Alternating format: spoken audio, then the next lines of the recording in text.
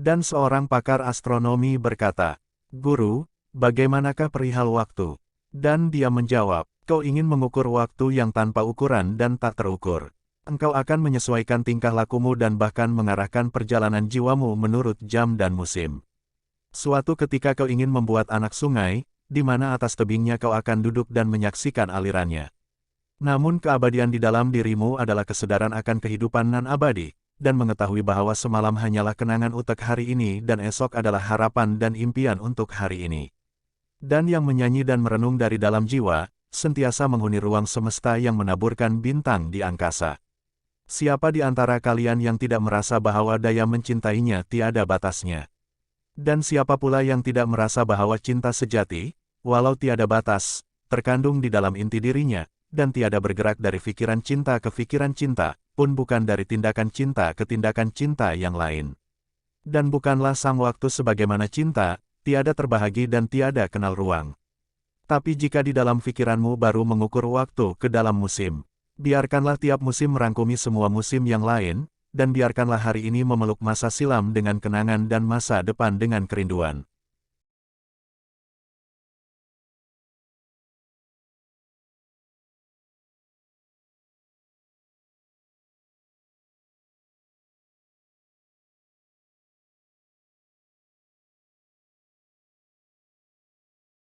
Hidup menjemput dan melantunkan kita dari satu tempat ke tempat yang lain, nasib memindahkan kita dari satu tahap ke tahap yang lain. Dan kita yang diburu oleh keduanya, hanya mendengar suara yang mengerikan, dan hanya melihat susuk yang menghalangi dan merintangi jalan kita. Keindahan menghadirkan dirinya dengan duduk di atas singgasana keagungan, tapi kami mendekatinya atas dorongan nafsu, merenggut mahkota kesuciannya, dan mengotori busananya dengan tindak laku durhaka. Cinta lalu di depan kita, berjubahkan kelembutan, tapi kita lari ketakutan, atau bersembunyi dalam kegelapan, atau ada pula yang malahan mengikutinya, untuk berbuat kejahatan atas namanya. Meskipun orang yang paling bijaksana terbongkok karena memikul beban cinta, tapi sebenarnya beban itu seiringan bayu pawana Lebanon yang berpuput riang. Kebebasan mengundang kita pada mejanya agar kita menikmati makanan lazat dan anggurnya, tapi bila kita telah duduk menghadapinya, kita pun makan dengan lahap dan rakus.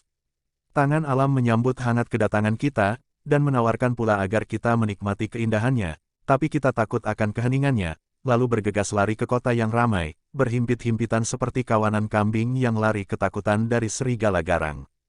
Kebenaran memanggil-manggil kita di antara tawa anak-anak atau ciuman kekasih, tapi kita menutup pintu keramahan baginya, dan menghadapinya bagaikan musuh. Hati manusia menyeru pertolongan, jiwa manusia memohon pembebasan, tapi kita tidak mendengar teriak mereka, karena kita tidak membuka telinga dan berniat memahaminya. Namun orang yang mendengar dan memahaminya kita sebut gila lalu kita tinggalkan. Malam pun berlalu, hidup kita lelah dan kurang waspada, sedang hari pun memberi salam dan merangkul kita. Tapi di siang dan malam hari, kita sentiasa ketakutan. Kita amat terikat pada bumi, sedangkan gerbang Tuhan terbuka lebar. Kita memijak-mijak roti kehidupan, sedangkan kelaparan memamah hati kita. Sungguh betapa budiman sang hidup terhadap manusia, namun betapa jauh manusia meninggalkan sang hidup.